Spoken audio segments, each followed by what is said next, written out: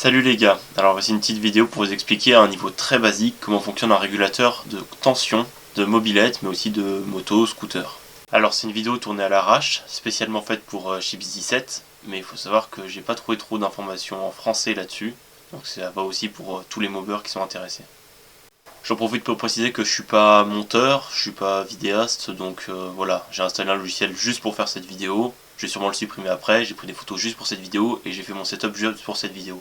Alors parlons-en du setup, moi j'ai un oscilloscope, tout le monde n'en a pas et tout le monde n'en a pas besoin. Un multimètre suffira pour vérifier mes mesures, mais moi c'est vraiment pour une représentation visuelle.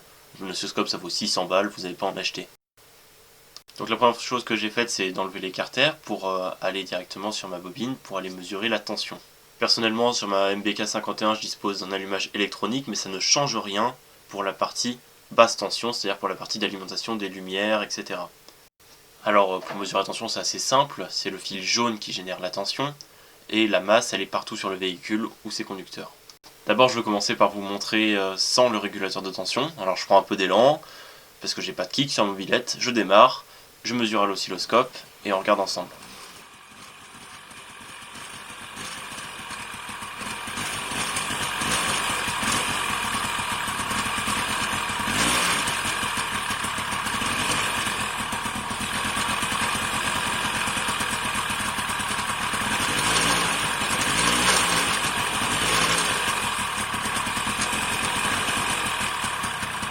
Alors je suis sympa, je vais éviter de vous faire devenir aveugle, j'ai quand même pris une capture d'écran de l'oscilloscope et on va regarder ça ensemble.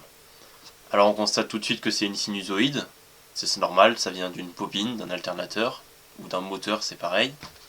Et si on regarde la valeur RMS qui est à l'écran, c'est-à-dire la tension moyenne calculée, on s'aperçoit qu'elle est de 19 volts 40. 19 volts 40 c'est bien au-delà de ce qu'on veut alimenter, s'il y avait une batterie par exemple elle pourrait cramer, donc on n'est pas sur une tension régulée du tout. Alors je vais faire la même mesure avec le régulateur, on recommence, je prends un peu d'élan, je démarre et je mesure.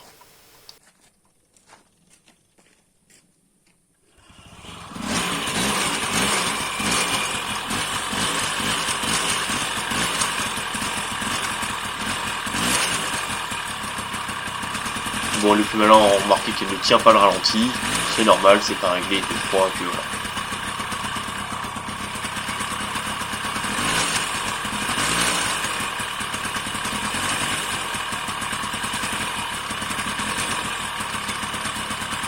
Pareil, comme je suis un mec sympa, je vous ai encore pris une capture d'écran. Et là, qu'est-ce qu'on peut constater? On peut constater que c'est une sinusoïde un peu bizarre. Elle est coupée à des endroits. Alors pourquoi elle est coupée? C'est très simple en fait. Dedans, le régulateur, c'est pas un vrai régulateur. Ce qui se passe, c'est qu'au-dessus d'une certaine tension, le régulateur met en court-circuit la bobine et donc fait chuter drastiquement la tension à 0. Donc en moyenne, on a bel et bien 12 volts, 13 volts et quelques, mais dans la réalité, on a des chutes de tension, on n'a pas un courant qui est continu, on a un courant qui est alternatif et qui est un peu dégueulasse. Alors autant à l'époque on s'en foutait parce qu'on utilisait des éclairages qui étaient halogènes, donc on s'en fiche de s'il y a une chute de tension ou pas, ça supporte les tensions négatives et positives, exactement comme les ampoules qu'il y avait avant. Aujourd'hui on est passé aux LED qui consomment beaucoup moins, mais qui ont la particularité de ne vouloir que du courant continu, un courant régulé, constant et propre.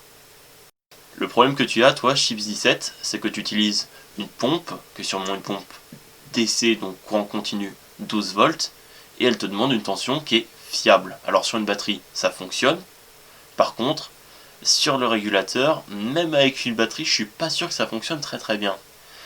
Au ralenti, peut-être qu'elle arrive à se recaler un petit peu par miracle, mais ça ne peut pas marcher. Il faut un vrai régulateur, un régulateur vraiment de qualité qui te fait un vrai courant. Voilà, si vous avez besoin de précision, n'hésitez pas à demander dans les commentaires. Je peux tout à fait refaire une vidéo à l'arrache comme ça. Chips17, j'espère que je dis ton pseudo correctement. Sinon, je t'aurais juste appelé Chips en toute la vidéo. Et je pense que je vais refaire une vidéo sur un circuit que j'ai fabriqué moi-même qui permet de réguler correctement la tension, qui permet aussi de charger des batteries, de choisir une batterie en 6 volts ou une batterie en 12 volts. Et je pense que ça peut intéresser pas mal de mobbers, ça coûte pas très cher, ça fonctionne assez bien.